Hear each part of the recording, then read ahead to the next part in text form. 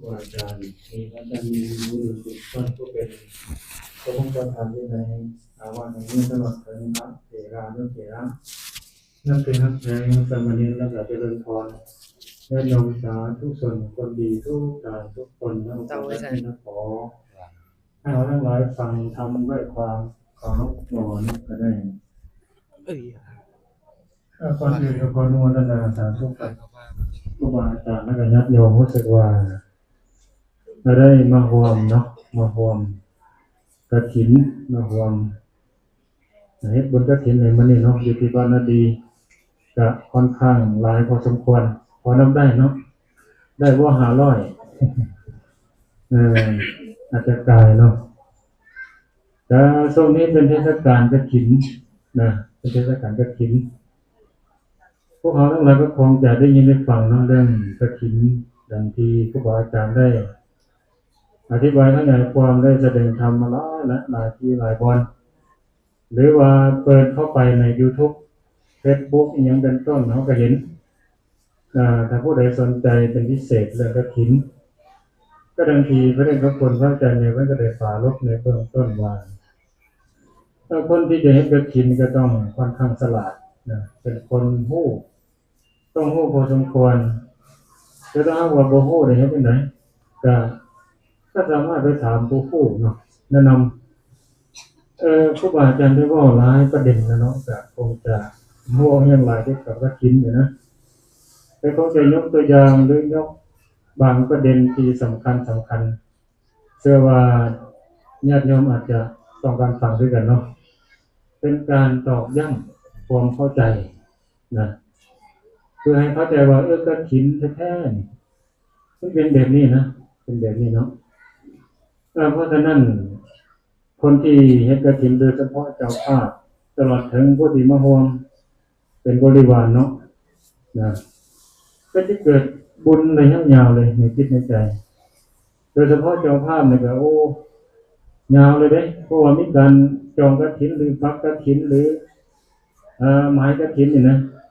แต่คำว่ามันมีหลากหลายคำว่าเนาะก็สรุปแล้วก็คือต้องการเป็นเจ้าภาพกฐินนะก็ปรากฏว่าบุญกุศลนี่เกิดขึ้นระยะยาวเลยขนาดผู้บ่แม่นเจ้าภาพละมีความคิดว่าอยากจะมาร่วมกฐินนะบุญกุศลก็ยังเกิดขึ้นเป็นระยะเลยเกิดขึ้นเป็นระยะเพราะฉะนั้นในค่อนข้างเป็นใช้คำว่ามั่นคงแต่มาได้ยกคาถาในเบื้องต้นว่าปัญจานิสังเสอัญญัตถะคันตุงอัตตวาสังคันหานัตเถนะแต่ที่หนึ่งเทระติอโศทีระคำว่ากฐินมีความหมายว่ามั่นคงมีความหมายว่ามั่นคงหรือหมายถึงผ้าเนาะหมายถึงผ้าโดยผ่านผ้า3 ผืนผ้า3 ผืนนี่ก็จะมีสังฆาและผ้าคลุมผ้าสบงแล้วก็ใน3 ผืนนั้นก็จะต้องเป็นผืนใดผืนหนึ่งอีกเด้ที่ญาติโยมถวายผ้าไกรเมื่อกี้นี่เนาะในท่านเนี่ยจะต้องเลือกผืนใดผืนหนึ่งอีกเด้ขั้นตอนพิธีกรรมมันก็จะมีหลากหลายหลังจากที่ญาติโยมถวายเมื่อกี้ในญาติโยมได้ถวายสวดแล้วญาติโยมถวายผ้ากฐินปุ๊บแล้วญาติโยมเลยสำเร็จไปเลยยังเหลือแต่พระบัดนี้นะยังเหลือแต่พระแล้วก็จะมีขั้นตอนคนจะไปเฮ็ดอยู่ในศีลเป็นต้นทีนี้นะการถวายกฐินนี่เพิ่นบอกว่ากฐินเป็นอีหยังกฐินนี่เป็นสังฆทานเด้แล้วก็เป็นกาลทานนำเป็นอย่างที่ว่าจังซั่นอันนี้เป็นประเด็นหลักๆเลยได้ให้เข้าใจการถวายกฐินจะมีคำกล่าวว่าข้าน้อยถวายผ้ากฐินผืนนี้แกอาจารย์องค์ใดองค์หนึ่งสมมติว่าถามว่าแบบนี้เป็นกฐินบ่เป็นเลยยังบ่ทันเป็นเลยตามหลักฐานในพระไตรปิฎกก็ดีอัตถกถาดีกาเนาะที่เพิ่นแสดงไว้ต้องกล่าวแบบนี้ว่าข้าน้อยเขาถวายผ้ากฐินผืนนี้แก่พระสงฆ์ต้องมีคำว่าแก่สงฆ์เพราะกฐินนี่เป็นของสงฆ์บ่เป็นของบุคคลเลยต้องเป็นของสงฆ์ก่อนแล้วสงฆ์นี่จะใช้พิธีกรรม วินัยกรรมสังฆกรรมต่อไปโดยการเห็นสมควรสำหรับเริ่มตั้งแต่พระที่มีจีวรเก่าก่อนเพราะพุทธประสงค์เป้าหมายหลักๆเลยก็คือต้องการที่จะอนุเคราะห์พระที่มีจีวรเก่าก่อนบ่ว่าจะเป็นผ้าสังฆาหรือผ้าคลุมผ้าสบง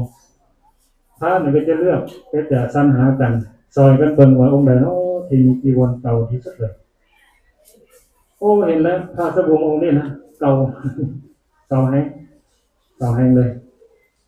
ก็เลยในผ้าไตรสามผืนมันก็จะต้องยกออกเฉพาะผ้าสบงนั่นแล้วก็จะสูตรหมอบในสีมาด้วยนิติทุติยกรรมวาจาแบบนี้เนาะแล้วก็กฐินนะก็แปลว่าเมื่อกี้เนี่ยแปลว่ามั่นคงคำว่ากฐินแปลว่ามั่นคงเพราะว่ารวบรวมอานิสงส์5 ประการบ่ให้อยู่ในเขตของตนบ่ให้ไปในที่อื่นก็หมายความว่าญาติโยมนี่ถวายแล้วก็หมดละคือว่าจบแล้วได้มากินได้อานิสงส์แล้วได้ญาติโยมเนาะยังเหลือแต่พระบัดนี้เนาะเขาก็จะไปเฮ็ดรายละเอียดที่ในสีมาอีกนะก็มีการถอนผ้าเก่าเป็นโทษผ้าพื้นใหม่ตอนนี้แล้วก็อธิษฐานเป็นผ้าสบงก่อนสมมติว่าเมื่อกี้นี่นะแล้วจึงค่อยการเป็นผ้ากฐินก่อนนั้นเราก็จะมีการสูตรก่อนห้องนี้พิธีมีลำดับเนาะการเฮ็ดบุญผ้าการเฮ็ดบุญกฐินนี่มันจะต้องมันอยู่ในการอยู่ในช่วงนี้นะตั้งแต่แฮมคำหนึ่งเดือน11จนฮอดขึ้น15ค่ำเดือน12ญาติโยมก็ต้องพยายามให้ทันตรงนี้แล้วก็บ่หมายความว่าจะเอาแต่วันเสาร์วันอาทิตย์เด้วันอันนั้นก็ได้จะเฮ็ดคนเดียวก็ได้เด้ แต่ถ้าหลายเขาก็จะต้องสักส่วนกันเป็นว่าหลายก็ดีน้อยเดียวก็ดีคนเดียวก็ดีก็ได้ไปถวายนี่นะเขาจะต้องเข้าใจญาติโยมบางคนอาจจะยังบ่ทันได้ยินได้ฟังเรื่องกฐินเนาะอาจจะว่าคร่าวๆก็ได้เนาะกฐินนี่ผู้ใดถวายก็ได้บ่จะเป็นพระสามเณรพ่อค้าแม่ค้าญาติโยมทั้งหลายผู้นี้ผู้สาตลอดถึงแม้กระทั่งมนุษย์เด้แม้กระทั่งเทวดาเทวดาถวายได้จังได๋โอ้เทวดาก็บุญหลายเนาะเนรมิตพระพุทธขึ้นมามันสิยากเองเนาะ แต่ว่ายุคปัจจุบันนี้เขาก็เคยเห็นแล้วพระหรือสามเณรเพราะหยังเพราะยุคมันเจริญชีวิตหลายเนาะแล้วก็ค่าก็มีหลายแล้วก็ญาติโยมก็ส่วนใหญ่ที่เป็นญาติโยมนี่แหละมาทอดกฐินแล้วกฐินแท้ๆนี่อย่าไปเข้าใจว่าเป็นเงินเป็นคำทั้งสิ้นเป็นเมืองโมเมนต์ทั้งสิ้นนะนอกจากผ้ากฐินแท้ๆแต่ที่เหลือนี่เป็นบริวารนี้ก็มีบทจำกัดเราทั้งที่ผู้บริจาคทั้งหมดไปแล้วมีบทจำกัดเลยทั้งโลกนี่ก็ได้เข้ามาใส่เลยแต่ทีนี้ว่ากฐินแท้ๆนี่ก็คือผ้าหมายถึงผ้าเพราะฉะนั้นผู้ที่จะเป็นเจ้าภาพมันจะเป็นผ้าก็ได้และผ้าที่จะเฮ็ดผ้ากฐินนี่ก็จะมี6ชนิดนั่นเลยเป็นต้นโอมะเป็นต้นนะผ้าเปลือกไม้ผ้าไหมผ้าฝ้ายผ้าคนสัตว์แล้วก็ผ้าปานและผ้าทั้ง5เนี่ยผสมกันมีไหมกับปานผสมกันแล้วก็จะมีสีอีกเด้สีที่จะเป็นสีกฐินถ้าว่าสีบ่ถูกตามพระราชบัญญัติเนาะก็บ่ควรเพิ่นก็ห้ามอีกเด้สีที่บ่สามารถที่จะเป็นผ้ากฐินให้ผ้ากฐินก็บ่ได้ถ้าสีบ่ถูกเนาะเพราะฉะนั้นจะต้องศึกษาพอสมควรนะเพราะฉะนั้นกฐินเนาะเมื่อกี้นี่บอกว่าเฮ็ดอยู่ในการตรงนี้แหละถ้าเลยเดือน12ไปจะได้พอดขึ้น15ค่ำเดือน12ถ้าว่าโยมอยากจะมาทอดกฐินอีกโอ้พระน้อยอยากจะมาทอดกฐินเด้อนี่ว่าอาจารย์ครับสมมุติว่าวัดนี้เนี่ยเพิ่นก็ได้รับไปแล้วนะเพิ่นจะไปรับอีกก็บ่ได้อีกเด้โยมก็ต้องสรรหาเบิ่งว่าวัดใดที่บ่ทันได้รับกฐินก็ไปถวายวัดนั่นแหละไปถวายวัดนั้นเพราะฉะนั้นอยู่ในช่วงนี้เนาะจะเป็นช่วงแห่งบุญแห่งกฐินและผู้ใดล่ะเฮ็ดบุญกฐินในสมัยก่อนก็คือนางวิสาขาเนาะนางวิสาขา แล้วนางวิสาขาเนี่ยนะแปลกให้กันเลยที่เป็นย้อนเพิ่นเฮ็ดบุญกฐินนี่แล้วก็ปรารถนาบ่เพิ่นจริงจะมีองค์ประกอบ5อย่างเนาะนางวิสาขานะเพิ่นว่าเบญจกัลยาณีภาษาสันสกฤตนะบาลีก็ปัญจก็ห้าปัญจกัลยาณีกัลยาณะก็งามผู้มีความงาม5ประการเนาะนางวิสาขานี่นะเฮ็ดบุญแล้วต้องปรารถนาแม่นบ่แน่นอนเลยแหละแล้วนางพิมพาเนาะคือบ่ได้เท่านั้น5ประการต้องเพิ่นบ่ปรารถนาจะต้องก็ได้อย่างอื่นเด้บ่แม่นได้น้อยให้กันเด้ได้เบิดให้กันนั่นแหละได้หลายอย่างให้กันเพิ่นก็ปรารถนาที่จะรวมโภบารมีกับพระพุทธเจ้าว่าในเรื่องนั้นอันนี้ประเด็นนี้ค่อนข้างสำคัญอยู่เด้โดยเฉพาะญาติโยมที่เป็นผู้หญิงส่วนน้อยได้มาฟังก็เข้าทางกันไม่ออกเพื่อว่าจะปรารถนาเฮ็ดบุญก็เห็นว่าจะปรารถนาคือนางวิสาขานี้อันที่หนึ่งมันบอกว่ามีผมงามนางวิสาขาเนี่ยมีผมงามต้องให้ปล่อยผมด้วยว่าสัญญาผมนี่นะผมเพิ่นก็จะงอกลมอึดๆเลยก็จะบ่แตกกระจุยกระจายบ่งามคือหวานเฮาเนาะที่คนทั่วไปอันนึงมีผมงามเนาะมีผมงามแบบนี้แหละจะขาวหรือจะดำก็บ่ได้บอกเนาะแต่หมายความว่าดำก็ได้ขาวก็ได้อย่างต่างประเทศก็จะผมขาวเลยพวกฝรั่งอังกฤษจะผมขาวแต่ว่าผมมันละเอียดนะแล้วมันก็เสมอกันอยู่เด้บ่ได้บ่แม่นตัวใดอันน่ะยาวสั้นตัวนี้นะมันก็จะบ่งามเนาะเสมอกันเนาะอันที่สองเพิ่นบอกว่าศพงามศพของนางวิสาขานี่นะเพิ่นบอกว่าเสมอเที่ยงอะไรหรือว่าหิมสีปากแต่งามเพิ่นบอกว่าในพระไตรปิฎกในธรรมบทนะเพิ่นบอกว่าก็มาเหมือนต้นก็มาเหมือนหมากตำนินสุกหมากตำนินสุกเห็นบ่ก็เห็นบ่ลองเอาหมากตำนินสุกมาทาศพกันนะเป็นจังได๋ไม่ใช่ประมาณนั้นเลยนะวิสาขานะแต่ว่าเขาทาไปแล้วมันก็หมดเป็นของเพิ่นตลอดกาลผู้ใดงามแล้วหลงเสน่ห์เด้ลุ่มหลงบ่ดีเนาะเป็นอำนาจบุญแล้วก็อันที่3เพิ่นบอกว่านางวิสาขามีแก้วงามแก้วนี่จะขาวเลยก็ต้องถูกันได้เดี๋ยวนี้นะเพิ่นบอกว่าแก้วเพิ่นเนาะเหมือนเพชรที่เอามาเจรไนดีๆนะละเอียดตัวนี้เพชรที่เจ้าเจรไนกันแล้วเวลานางวิสาขายิ้มก็จะเห็นแก้วติ้งเลยอันที่4เนาะเพิ่นบอกว่าเป็นผู้มีผิวงามคำว่าผิวงามในที่นี้บ่ได้หมายความว่าจะต้องผิวขาวเด้ผิวดำก็ได้ผิวเหมือนดอกกานิกาก็ได้เหมือนดอกอุบลก็ได้เหมือนดอกบัวก็ได้นะก็เห็นคนแอฟริกาว่าผิวดีผิวงามนั่นผิวดำเนาะดำสนิทแล้วก็ละเอียดผู้บ่ทันได้ทนต่อแดดต่อร้อนบ่ได้เด้ไปอยู่แอฟริกาผู้ใดสิไปอยู่ขาวๆก็เป็นดำได้คือกันเด้ไปอยู่แอฟริกามันจะปรับของมันเพราะฉะนั้นผิวดีนั่นก็คือผิวงามผิวขาวก็ได้ผิวดำแดงก็ได้แล้วก็ละเอียดมันเป็นละเอียดคือละเอียดอาบน้ำก็เหมือนบ่อาบน้ำก็ได้คือหมายความว่ามันงามตลอดเนาะเรื่องนั้นบุญกุศลนี่นะอันที่5มันบอกว่าเป็นผู้มีวัยงามคือจังได๋บัดนี้นางวิสาขามีอายุ120ปีหรือว่า120ปีถึงเป็นว่าอายุคนจะหลายเท่าใดก็ตามแต่ว่า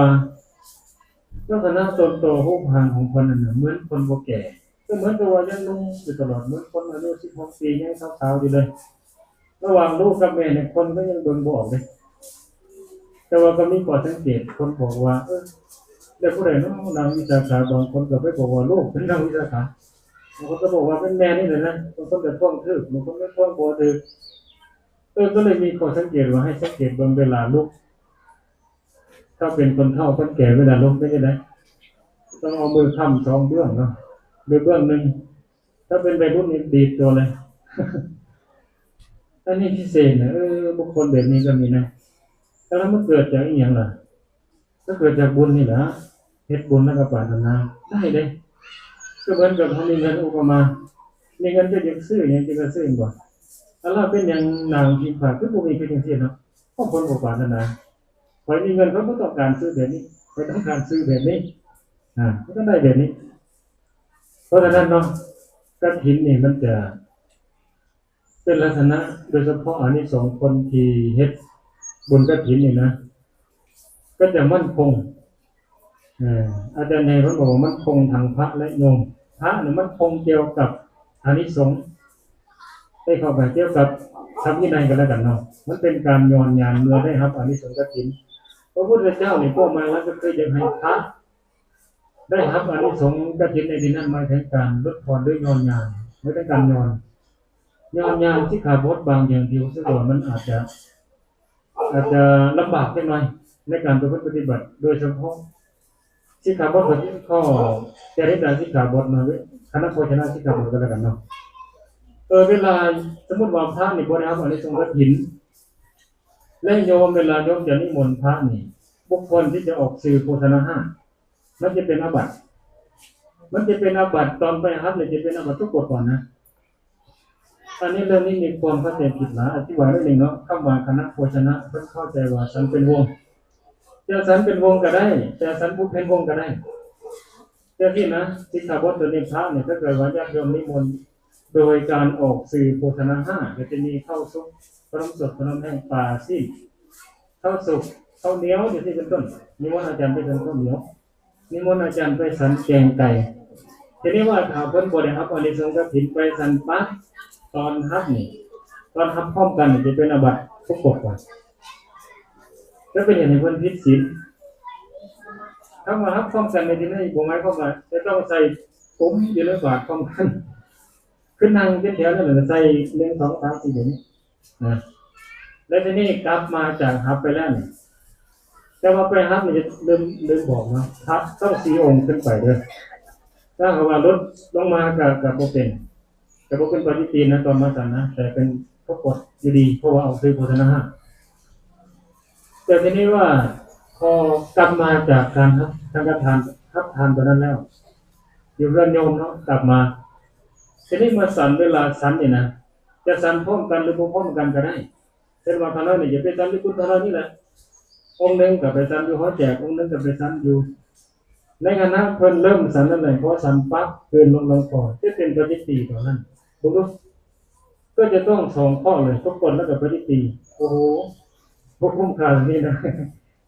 แต่ถ้าว่าญาติโยมสละถ้าว่าอานิสงส์กฐินมันหมดไปแล้วดอกไปแล้วยกเลิกไปแล้วนี่นะหรือเพิ่นบ่ได้อานิสงส์กฐินบ่ทันพร้อมยามโยมก็ต้องมีวิธีนิมนต์เช่นว่านิมนต์อาจารย์ไปสันเช้าหรือนิมนต์อาจารย์ไปสันเพลเพื่อปันโหสละขึ้นหลายเนาะส่วนหลายก็เป็นแนวท่านครูบาอาจารย์แนะนำห้ามออกสื่อโฆษณาห้ามและอีกอย่างเนาะกับบุคคลเคยดอกในการที่จะออกสื่อว่าอาจารย์ไปสันแกงไก่ก็อาจจะมีให้กันนะแต่เมื่อได้รับอานิสงส์กฐินการที่โยมจะออกสื่อโฆษณาห้าได้สบายนิมนต์อาจารย์ไปสันต้มปลาเยือนกันได้เลยใจนะเพราะว่าได้รับการย้อนยันและได้รับอานิสงส์กฐินแบบนี้เพราะฉะนั้นเรามันก็กฐินนี่นะพระพุทธเจ้าก็เล็งเห็นเป้าหมายก็คือต้องการอนุเคราะห์พระผู้มีจีวรต่อขอนี่แหละแล้วก็ออกพรรษาเนี่ยมันยังอยู่ในหน้าฝนอยู่อย่างช่วงเมื่อก่อนวันก่อนฝนก็ยังโตลำบากนะครูบาอาจารย์ไปเตรียมงานไปเตรียมจันเลยก็ลำบากมันยังอยู่ในหน้าฝนเพราะฉะนั้นพระพุทธเจ้าก็เลยเห็นประโยชน์ว่าจะบ่ให้ภิกษุโมเฝ้าจาริกไปที่อื่นมันจะลำบากก็เหมือนประวัติความเป็นมาก่อนที่จะพระพุทธเจ้าจะบัญญัติกฐินขึ้นมานี่นะก็เกิดจากพระ30 องค์พระ30 องค์เหล่านี้นะพระเจ้าเป็นหมู่กันสมัยเป็นฆราวาสนะพระเจ้าจับปูกันแล้วก็ไปเที่ยวป่ามีทั้งหมด30 องค์30 คนตอนนั้นนี่เอิ้นว่าคนเนาะอีกถ้าสาว9 คนนี่มีปูหมดละมีปูแต่อีกคนนึงเนี่ยบ่ทันมีปูก็เลยไปหายิงแพทย์ปัญญาให้คนนึงให้อีกคนนึงยิงอันน่ะขายบริการนะทีนี้ก็ไปเที่ยวป่าเนาะไปเที่ยวป่ากันเล่นกินสะดวกสบายก็เลยพากันรับลิ้นมวนแล้วเนาะ เออริมมวนแล้วก็รับแล้วแบบนี้รับในขณะที่รับนี่ยิ่งตัวเพนี้นี่นะโดยโอกาสรับเครื่องรับผ้ารับอย่างยังของพระเจ้า30 คนนี่นะบุรุษ30 คนนี่นะหนีไปพระเจ้าก็เลยไปเข้าไปคน30 คนนี่นะที่เป็นโมกันนี่นะก็เลยตามหาคนยิงที่รับเครื่องนี่นะก็เลยเข้าไปในไห่ฟาดก็เห็นพระพุทธเจ้ากำลังแสดงธรรมอยู่อ่ากำลังนั่งพระพุทธเจ้าแสดงธรรมต่อไปกำลังนั่งท่านเหล่านั้นก็เลยไปถามพระพุทธเจ้าว่าถ้าแต่พระองค์ผู้เจริญพระองค์นี่เห็นผู้ยิงยางมาทางนี้บ่จังได๋ล่ะลักเครื่องพวกเขาน้อยลักเครื่องตามหาพระพุทธเจ้าก็เลยถามว่าระหว่างการตามหาผู้ยิงกับตามหาตัวเองนี่อันใดจะดีกว่าอันใดดีกว่ากันท่านกับตามหาตัวเองดีกว่าเนาะตามหาตัวเองดีกว่าก็เลยท่านกันนั่งลงแล้วกับพระพุทธเจ้าแสดงธรรมพอพระพุทธเจ้าแสดงธรรมปุ๊บทั้งหมด30 คนเนี่ยก็ได้บรรลุเป็นพระนี่เจ้าหมดเลยแต่ผู้มีใครเป็นพระอรหันต์และผู้มีใครเป็นปุถุชนเป็นอย่างไรเป็นพระโสดาสกทาอนาคานะแล้วนี่หลังจากนั้นพระพุทธเจ้าก็ได้บวชด้วยเอหิภิกขุสัมปทาหลังจากบวชไปแล้วก็ได้ไปอยู่เมืองหนึ่งหมู่บ้านแห่งหนึ่งที่ว่าหมู่บ้านปาทยกะเขาก็เลยว่าติดปากแนะนำว่าภิกขุชาวเมืองปาทยะหรือปาทยกะบัดนี้ภิกขุเหล่านั้นหลังจากบวชไปแล้วออกพรรษาเนี่ยนะเขาก็มีความคิดว่าอยากจะไปเข้าเฝ้าพระพุทธเจ้าอยากจะไปหาพระพุทธเจ้าเนาะคิดถึงไปฟังเทศน์ฟังธรรมสมัยนั้นพระพุทธเจ้าประทับอยู่ที่เมืองสาวัตถีสมัยก่อนนี่ก็ต้องย่างไปบ่มีรถบ่มีลานคือสมัยนี้ทันสมัยเส้นทางยังก็บ่ต้องว่าก็เหมือนประเทศลาวเมื่อ100 ปีก่อน200 ปีก่อนเนาะก็เลยย่างไปเลยไปฮอดเมืองสาเกตพอดีเข้าจำพรรษาก่อนพอเวลาเข้าพรรษาย่างไปนี่นะมันไกลเนาะก็เลยจำพรรษาที่เมืองสาเกตระยะทางมันก็ยังไกลอยู่ที่จะไปฮอดเมืองสาวัตถีนี่นะก็ยังอีก6 ยอดนี่ก็16 กิโล16 คูณ 6ออก96ไปซื้อเลขก็ได้เด้ออาจจะถูกแต่ถ้าบ่ถูกอย่ามาโทษอาจารย์เด้อย่ามาโทษอาจารย์อาจจะถูกก็ได้เด้ออาจารย์ยังแสดงธรรมที่จะมาว่าเรื่องเลขนะไม่ออกไปซื้อถูกเลยสิว่าจังได๋โอ้ยผมพูดกันอย่างแย่เลยนะอาจารย์ยังแสดงธรรมที่ใช้บ่ได้เด้ก็พวกเราไม่ออกสังเกตมันเตรียมจดเลยเตรียมต้นกับดิบก็ไม่ได้เสียหายอย่างดอกเนาะแต่ว่าถามก็คือก็จะไปโทษคนลองสื่อลิ้นๆแต่ว่ามันอาจจะถือก็ได้ก็ได้เป็นยังไงเนาะแต่การก็ต้องเบิ่งเนาะว่าการลิ้นเล่นลิ้นเบอร์หน้าว่าลิ้นแบบข้างไข่จนว่าเสียเงินเสียทองวัดเรือนวัดทางอันนี้ก็บ่ได้เลยถ้าลิ้นแบบการพนันก็จะผิดนะถ้าลิ้นแบบไปธรรมดานี่แหละบ่ได้หวังขาดหวังเหียงดอกก็โอเควันนี้ภิกขุชาวเมืองเหล่านั้นเนี่ยก็เลยบ่ได้ไปเฝ้าพระพุทธเจ้าเนื่องจากว่าที่เขาพรรษาก่อนแต่จำพรรษาที่เมืองสาเกตนั่นแหละก็พรรษาก็เลยย่างมาบัดนี้เนาะย่างมาหนทางมันก็ยังเปียกยังตุ่มเป็นลมเป็นเลนเป็นบ่เป็นตุ่มเป็นตุ่มกาฝนตกมันก็เป็นในท่าสังฆา2 สั้นเลยนะมันหนักนะแข็งหนักเนาะก็เลยพอย่างไปออกจากเมืองสาเกตไปฮอดเมืองสาวัตถีพระพุทธเจ้าก็ออกมาต้อนรับเป็นพุทธประเพณีก็ได้ถามสารทุกข์สุขดิบว่าเป็นที่น้อยที่พวกท่านเดินทางสะดวกสบายปลอดภัยบ่การเป็นอยู่พอเป็นอยู่ได้บ่ตักขัดบ่อึดอยากเข้าปลาอาหารไปจังได๋ญาติโยมเลี้ยงเนี่ยโยมทำบุญให้ทานก็เลยเราและน้องที่คนทั้งหลายก็บ่ค่อยสะดวกนะน้อยทรงนี่ก็เป็นคนตกป่าสังฆาก็เปียกสู้ฝนสู้แดดเนาะสู้ทุรกันดารพระพุทธเจ้าก็เลยนึกในใจเนาะดำริมีพระดำริที่เพื่อท่านเราจะบัญญัติกฐินขึ้นมาเพื่อความสะดวกสบายในให้ภิกขุในบ่ฟ้าวที่จะเดินทาง ก็ข้าเดินทางไปทางอื่นดอกออกพรรษาใหม่ๆมันยังเป็นช่วงหน้าฝนอยู่อันที่สองก็คือจุดประสงค์เพื่อว่าจะอนุเคราะห์พระผู้มีจีวรเก่านี่แหละเนาะนักเลยเฮ็ดเพื่อเฮ็ดกฐินเพื่อภิกขุผู้มีจีวรเก่าเด้อโยมอย่าไปเข้าใจว่าเฮ็ดกฐินต้องมีเงิน100 ล้านเลยขึ้นไปโอ้ปีนี้วัดอาจารย์จะต้องได้100 ล้านขึ้นไปนะ มันเป็นบริวารเอาว่าเรื่องเงินนี่เป็นบริวารกฐินได้บ่ได้ก็ได้บ่ได้ก็ได้โอ้บ่จังซี่คือว่าจังได๋เนาะอ้าวได้ก็เป็นกรณีว่าเงินเหล่านั้นนี่พระพุทธเจ้าท่านจะตัดในเรื่องเกี่ยวกับการก็บอกภาวนาเกี่ยวกับวิญญาณวัจกรวัดนี้ก็มีวิญญาณวัจกรเนาะโยมที่เข้าใจวินัยพระบางสิ่งบางอย่างพระบ่สามารถที่จะทำได้โดยตรง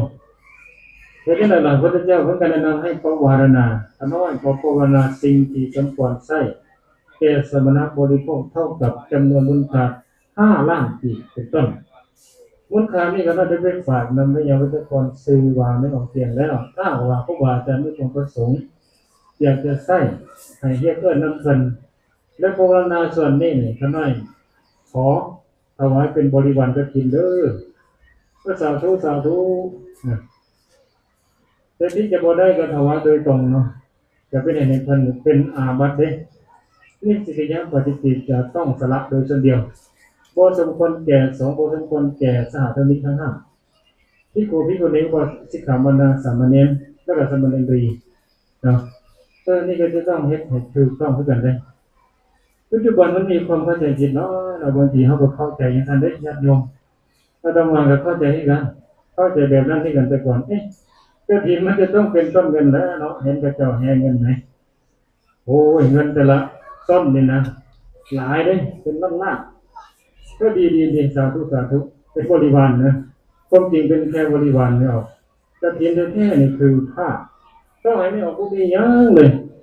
ไม่ออกมีแต่ผ้าผืนเดียวโดยทานผ้า3 ผืนบ่จะเป็นผ้าสังฆาผ้าสังฆาคุมผ้าสบงแต่ความจริงหันควรจะถวายให้ครบ3 ผืนเด้เข้าใจบ่จะต้องพกผ้าสังฆาผ้าคุมผ้าสบงเพราะหยังเพราะเฮายังบ่ฮู้ว่าผ้าที่เพิ่นจะเปลี่ยนจะใช้การกฐินให้เป็นผ้าผืนใดในผ้า3 ผืนบ่จะเป็นผ้าคุมผ้าสังฆาผ้าสบงเขาบ่ฮู้ดอกว่าตกลงผ้าเพิ่นใดกันแน่ที่เก่าหรือว่าขาดแล้ววันนี้นี่ผ้าครูบาอาจารย์ที่เก่านี่มันมีประเด็นที่เด้มันจะต้องอนุเคราะห์ผ้าเก่าแท้ๆสมมุติว่าเพิ่นมี2 ชุดสมมุติว่าเพิ่นบ่โซชุดเก่าๆจังนั้นแล้วผ้าอีกชุดนึงมันใหม่อยู่เอาไว้อยู่กุฏิเดี๋ยวนี้ก็บ่ได้เลยก็ต้ององค์นั้นองค์ที่มีจีวรก่อนแท้ๆว่าเรามีอีกชุดนึงเอาไว้อยู่ใช่มั้ยอันนี้บ่เข้าอันนั้นตามหลักก็ได้เนาะก็บ่ควรมันก็ไว้บ่ควรจะต้องเป็นผู้ที่จีวรก่อนแท้ๆองค์นั้นนี่เพิ่นอึดแท้ๆมันจะมีชุดเดียวหรือหลายชุดก็ได้ไอ้ชุดอยู่ห้องนี่ก็เก่าคือกันสมมุติว่าได้อย่างนี้นะได้นี่มันเป็นเรื่องของพระสงฆ์ที่ควรจะต้องตรวจสอบกันดีๆเนาะก็เป็นประเด็นอันนึงเพราะฉะนั้นนี่กฐินมันเป็นสิ่งที่เราจะได้เฮ็ดโอกาสในการที่จะได้เฮ็ดเป็นสิ่งที่ยากเป็นอย่างไรเพราะว่าจะต้องเป็นช่วงนี้จะต้องอยู่ในช่วงนี้เท่านั้นไม่ออกจำไว้เด้อตั้งแต่แห่ง1ค่ำเดือน11ออกพรรษานี่นะออกพรรษาปั๊บเนาะเฮ็ดกฐินได้เลยถ้าจำบ่ผิดนะถ้าผิดพลาดก็ขออภัยนะก็มันก็บอกว่าช่วงนี้แหละแห่ง1ค่ำเดือน11จนฮอดขึ้น15ค่ำเดือน12แล้วขึ้น15ค่ำเดือน12แล้วเด้อถ้าเลยนี่เป็นจังได๋ถ้าเลยนี่ก็ถ้าน่าจะมาถวายผ้ากฐินบ่เป็นกฐินเด้อแต่ว่าสิเป็นอีหยังบัดนี้ก็เป็นสังฆทานทั่วๆไปไม่ออกก็ได้บุญแบบสังฆทานทั่วๆไปสังฆทานทั่วๆไปบัดนี้ประเด็นเรื่องอานิสงส์เนาะอานิสงส์สำคัญที่สุดก็คืออานิสงส์นี่แหละสำหรับญาติโยมที่ยังบ่ทันได้ยินได้ฟังเนาะ ก็คนที่เฮ็ดผ้ากฐินถวายกฐินก็จะได้อานิสงส์หลากหลายประการเลยนะมี5 ประการมี5 ประการแล้วก็มีอีกที่อื่นว่าจะเป็นปิรินทวัชชะอปาทานท่านบอกว่าการให้ผ้าคือว่าให้วันนะแสดงว่านี่นะคนที่ถวายผ้าจะมีผิวพรรณวันนะงดงามและท่านอธิบายขยายความในที่นั้นอีกนะมีผิวพรรณวันนะงามเหมือนยังบ่พอจะทนทานต่อแดดต่อหนาวสมมติว่าคนอื่นเนี่ยเขาหนาวก็ดูหนาวหลายนี่เนาะแต่บุคคลนั้นจะพอดีจะรู้สึกพอดีด้วยอำนาจบุญถ้าเกิดว่าห้อนหลายบุคคลนี้ก็จะพอดีคนอื่นเนี่ยโอ้ที่เป็นที่ตายเปิดแอร์เปิดพัดลมสารพัดแบบนี้อันนี้5 ประการเป็นจะไหนในทานานิสังสสูตรพระพุทธเจ้าตรัสเนาะอันที่หนึ่งก็คือพระอุชโนปิโยโหติมนาโปเป็นที่ฮักแก่คนทั้งหลายเป็นที่ฮักคนให้ทานก็จะเป็นที่ฮักอยู่แล้วเนาะคนให้ทานเป็นที่ฮักที่พอใจผู้ใดได้จะถามว่าคนให้ทานนี่ผู้ใดบ่มักคนให้ทานลองถามมันดูเพิ่งระวังเด้เพิ่นบอกว่าคนให้ทานรักษาศีลเจริญภาวนาถ้าว่าเขาบ่มักนี่นะแล้วเขาจะไปมักอันใดเพราะสิ่งเหล่านี้มันเป็นคนงามคนดีก็แสดงว่าถ้าเขาบ่มักคนนั้นคนดีเขาไปมักสิ่งที่บ่ดีเข้าใจบ่มันจะเป็นแบบนั้นเลยเพราะฉะนั้นเพิ่นบอกว่านักปราชญ์บัณฑิตทั้งหลายนั่นแหละคนที่เป็นนักปราชญ์บัณฑิตทั้งหลายจะยินดีชื่นชมอนุโมทนาพอใจสาธุแล้วสาธุอีกก็เหมือนเมื่อกี้เนี่ยโอ้บ่จะเป็นการแห่อีหยังต่างๆเราก็ใช้กำลังแห่งทางกายบุญอื่นได้เกิดขึ้นชาวนาจิตนี่นะจิตบุญกุศล56คนบอกว่า56อย่างคนใดเกิดขึ้นก็เหมือนนางนางไม่ออกของมาลาภารีเทพบุตรเนาะบุญเกิดขึ้น56ตัวตลอดทุกคณะยืนยันนั่งนอน56ตัวมียังกันแล้วกันเนาะจะมีมหากุศล8นั่นแหละมหากุศลโดยเฉพาะที่ดวงเรามีเกิดขึ้นเนาะเพราะฉะนั้นนี่อันที่หนึ่งจะเป็นทีครับที่พอใจบัณฑิตทั้งหลายแต่เพิ่นบอกว่าถ้าเป็นคนพาลคือไผคือคนที่มีปกติเฮ็ดชั่วทั้งกายวาจาใจแล้วก็เป็นมิจฉาทิฏฐิแล้วก็มีปกติแนะนำคนอื่นในสิ่งที่ผิดนี่คือคนพาลถ้าว่าคนพาลเห็นผู้คนที่กำลังเฮ็ดคนงามก็ดีนี่นะตัวที่เป็นการให้ทานรักษาศีลเจริญภาวนาเขาจะบ่ยินดีแน่นอนอันนี้ให้เขาได้เป็นคนพาลและคนพาลนี่ผู้ใดเป็นได้วะเป็นได้หมดเลยเดี๋ยวเรื่องว่าคนพาลนี่นะเขาจะไปคิดว่าคนพาลบุคคลนั้นต้องเป็นบุคคลนั้นบ่แม่นเด้คนพาลแท้ๆพระพุทธเจ้าบอกว่าเนื่องด้วยคณะจิตถ้าหากว่าจิตเฮาตอนใดมันมีอกุศลเกิดขึ้นก็เป็นเหตุให้คุณกุศลหรือว่าอกุศลในสละมันให้คนดีใจอกุศลมันเกิดขึ้นที่ใจแล้วมันจะแผ่ออกมาทางกายวาจาเมื่อมีความคิดที่เป็นอกุศลมันก็จะต้องแน่นอนได้ว่าทางกายจะเฮ็ดอกุศลทางวาจาก็อกุศลเขาบอกว่าขณะนั้นแหละเวลาอกุศลเกิดขึ้นขณะนั้นเวลานั้นตอนนั้นเขาเป็นคนพาลเด้แต่ช่วงเวลาใดที่เขามีความอนุโมทนาชื่นชมยินดีโอ้สาธุบุญกุศลมันเกิดขึ้นในจิตในใจนะขณะนั้นเนี่ยทางกายก็ดีทางวาจาก็ดีก็เป็นเหตุให้ว้าวเรื่องการทำบุญคุณงามความดีไปแล้วในขณะนั้นเนี่ยจะว่าเป็นบัณฑิตเลยเพราะฉะนั้นบ่ได้ยากเลยเนาะการที่เขาเป็นคนผ่านด้วยบัณฑิตเป็นได้หมดเลยเพราะฉะนั้นอานิสงส์อันที่หนึ่งบัณฑิตนั่นแหละก็จะต้องชื่นชมยินดีกับคนที่ให้ทานนะอันที่สองพุทโธวาสันโตสัพพุริสังฆทันติพระพุทธเจ้าว่าอย่างนี้เนาะก็คือเป็นที่พบค่าสมาคมของนักปราชญ์บัณฑิตนี่พระพุทธเจ้าเป็นต้นก็จะไปมาหาสู่ทักทายสบายดีช่วยเหลือเป็นต้นตลอดทั้งการช่วยเหลือไม่กระทั่งบัณฑิตนี่นะจะพบค่าสมาคมกับคนที่ให้ทานก็คือเป็นบุคคลที่มีศรัทธาเวลาจะแสดงธรรมให้บรรลุธรรมออกจากวัฏฏะสงสารนี้ก็จะต้องแสดงให้บุคคลที่ให้ทานมีศรัทธานั้นแหละจะออกจากวัฏฏะก่อนนั่นน่ะอันที่สามท่านบอกว่ากัลยาณกิตติสัทโธอภุคัจฉติชื่อเสียงอันดีงามค คนให้ทานด้วยว่าดีเพราะชื่อเสียงดีว่าดีเลยก็จะแพร่ขยายไปก็จะพูดบ้านอื่นเมื่อเคยได้ยินข่าวเนาะหรือคนโมโหแต่เทวดาเขาโมโหเมื่อนี้เนี่ยเทวดานุโมทนาหลายในตามต้นไม้ถ้าผู้ใดมีหูทิพย์ก็ได้ยินเสียงสาธุการ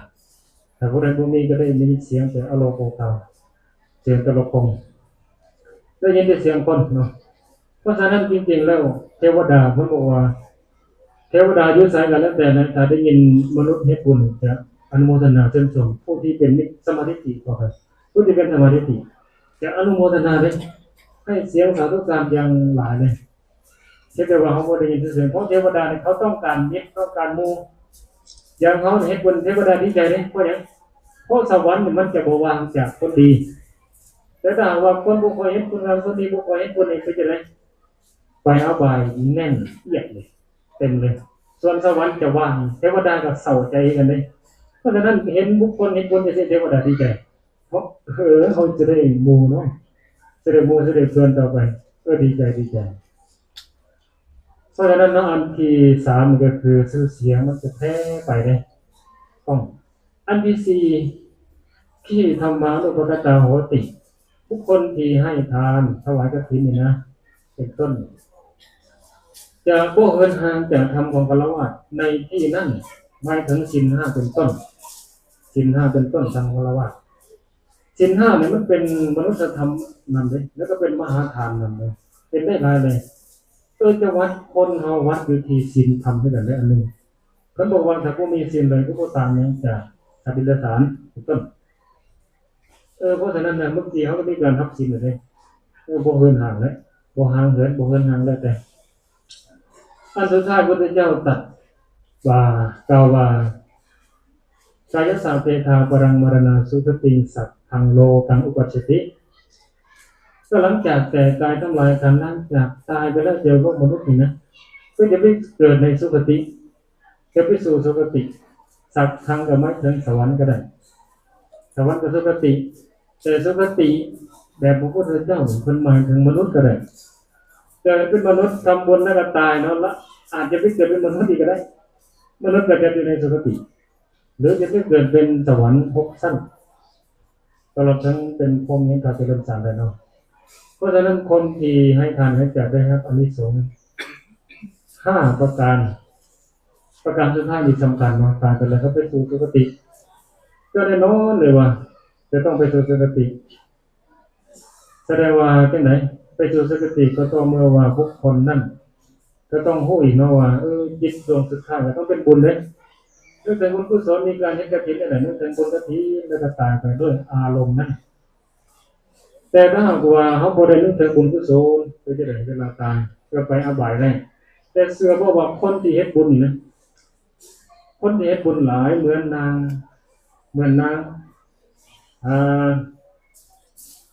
มเหสีของพระเจ้าพระเสนที่โกศลพนางมลิกาเนาะก็ไปสู่อบายไปตกนรก7 วันมนุษย์ก็มดนรกนี่นะบ่ได้โดนเลยบ่ฮอดวันเลยเด้มนุษย์นรกแต่เดียวมนุษย์เนาะพระเจ้าพระเสนนี่ไปถามมเหสีนี่ของข้าพเจ้าหลังจากตายไปแล้วมันไปไสพุทธเจ้าบ่ตอบเลยเพราะหยังถ้าตอบมันก็จะใจเสียแล้วเนาะโอ้ยคนเฮ็ดบุญเฮ็ดกุศลจะไปนรกได้จังได๋บุคคลไปบ่ได้อันนี้แบบคิดแต่ญาติโยมทั่วไปคิดแบบนี้แต่เขาสิไปห้ามได้จังได๋ถ้าเกิดว่าเขานึกถึงบาปในบุญแดงเพราะว่าคนเฮาเฮ็ดทั้งบุญและบาป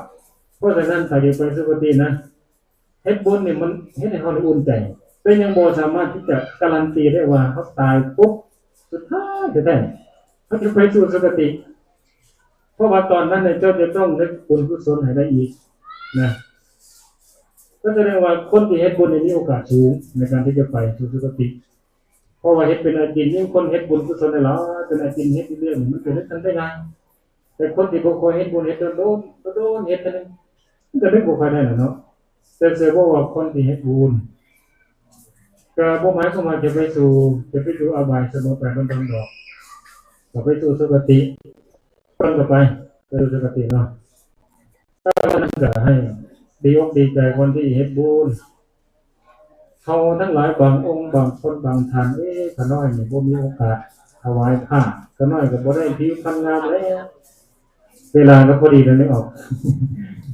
ก็ยังหลาย